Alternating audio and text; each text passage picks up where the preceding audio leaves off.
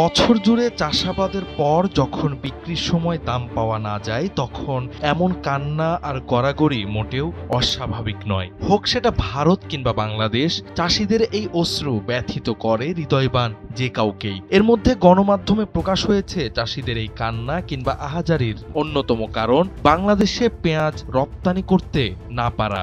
সীমান্তের দরজা খোলার আশায় দিনের পর দিন অপেক্ষা করছে ভারতীয় পেঁয়াজের গাড়ি। অপেক্ষা শুধু অপেক্ষাই নয়, পেঁয়াজ ধরছে পচনও, বিক্রি হচ্ছে না 2 রুপি কেজিতেও। ফলে অপেক্ষার সাথে যুক্ত হয়েছে বাড়তি দুশ্চিন্তা।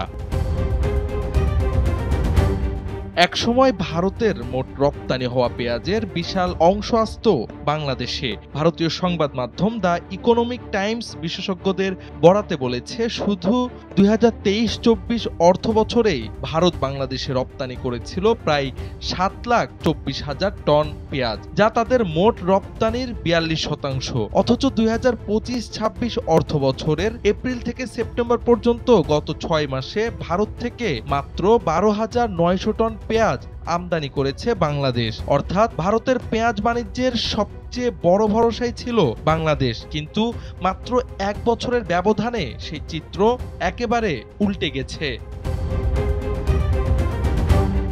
ভারতীয় সংবাদ মাধ্যমগুলো বলছে, দেশটির কেন্দ্রীয় সরকার মনে করছে ঢাকায় বর্তমান রাজনৈতিক পরিস্থিতির কারণে ভারতীয় পেঁয়াজ আমদানিতে আগ্রহ কম। ফলে ভারত অপেক্ষা করছে বাংলাদেশের নির্বাচন ও নির্বাচন পরবর্তী সরকারের। দেশটির বিশ্বাস, নির্বাচনী সরকার ক্ষমতায় আসলে 2 দেশের মাঝে পুনরায় আমদানি রপ্তানি স্বাভাবিক হবে।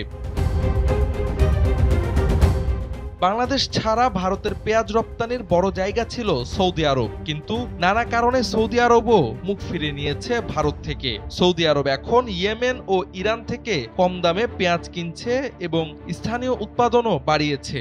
ভারতীয় রপ্তানিকারকেরা বলছেন, রপ্তানি নীতি ঘন ঘন পরিবর্তনের ফলেই ভারতের পেঁয়াজের উপর নির্ভরশীল দেশগুলো অন্য দেশ থেকে আমদানি করতে বাধ্য হচ্ছে। এমন অবস্থায় বিশেষজ্ঞরা বলছেন, পেঁয়াজ চাষিদের ভাগ্য ফেরাতে ভারতের একমাত্র ভরসা বাংলাদেশ। কারণ বাংলাদেশে ভারত যে পরিমাণ পেঁয়াজ রপ্তানি করত, নতুন কোনো দেশে এই পরিমাণ রপ্তানির বাজার গড়ে তোলা মোটেও সম্ভব না। তাই হয়তো উৎপাদন কমিয়ে দিতে হবে কিংবা বাংলাদেশের সাথে বাণিজ্যিক সমঝোতায় আসতে হবে। এর বাইরে অন্য কোনো পথ দেখছেন না বিশেষজ্ঞরা। জাওয়াদ আহমদ, NPB।